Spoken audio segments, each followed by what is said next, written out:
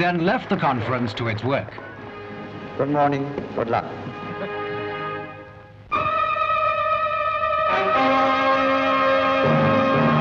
The coastal collier Birchgrove Park was in sight of Sydney when she struck heavy seas during a full gale and had to send out an SOS. Seconds later, she sank only 6 miles off the harbour entrance. At first, it was feared that 12 of the crew had been lost with their ship, but help was close at hand. The pilot ship Captain Cook was soon on her way out. The submarine Thorough went to the rescue, and radar-equipped Neptune bombers also took part in the search for survivors.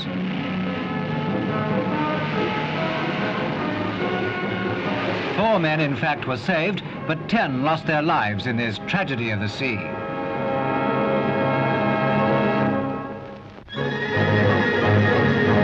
Christian studied in southern Sweden.